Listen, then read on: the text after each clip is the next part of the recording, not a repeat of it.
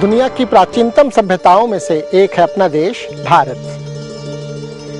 इसकी खास विशेषता है जिसके कारण ये कहा गया कि कुछ बात है कि हस्ती मिटती नहीं हमारी।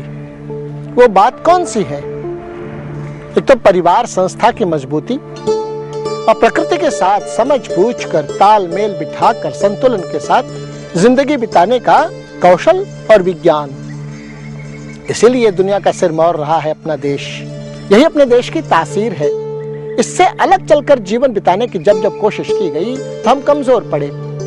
आज पूरी दुनिया में और अपने देश में भी अगर दिख रहा है अभाव, दारिद्र्य या गैर बराबरी, तो उसके पीछे कारण यही है परिवार संस्था की मजबूती कमजोर होना और साथ में प्रकृति के साथ संतुलन बिठाने की बजाय प्रकृति पर विजय पाने की अंधी दौड़।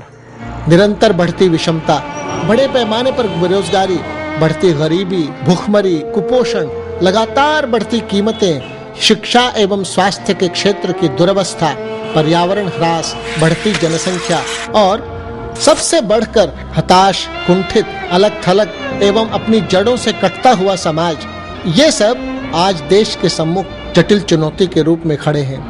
ऐसी सारी स्थितियों में भी जब हम पिछले 2-2.5 वर्षों में देश में घूम कर देखते रहे तो एक से एक अच्छे समाज के प्रमुख लोगों को और लोगों को साथ लेकर मैंने काम करते देखा। रचनात्मक प्रयोग सफलतापूर्वक चलाते हुए देखा।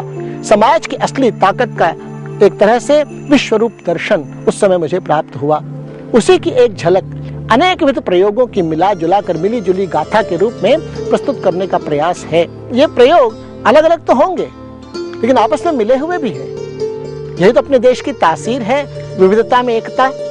सबका मर्म लेकिन एक है कि समाज में आपसी समझ, पारस्परिकता और विश्वास के साथ अगर एक साथ ताकत लगाई जाए तो चमत्कार घटित किया जा सकता है। अपने देश में किसी बात की कमी नहीं। अपने देश में शक्ति, बुद्धि, क्षमता, प्रतिभा, साधन सभी दृष्टियों से केवल पारस्परिकता, संवाद और आपसी समझ, इस आधार पर हमको देश को गढ़ना होगा।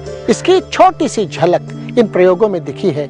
आप भी देखें, हो सकता है इसमें से हम सबका आत्मविश्वास बढ़े, भरोसा बने अपने ऊपर और आपस में एक दूसरे के ऊपर। फिर हम भारत को सिरमौर बनाने की दिशा में शायद इसमें से अधिक विश्वास पूर्वक कदम रख सकेंगे।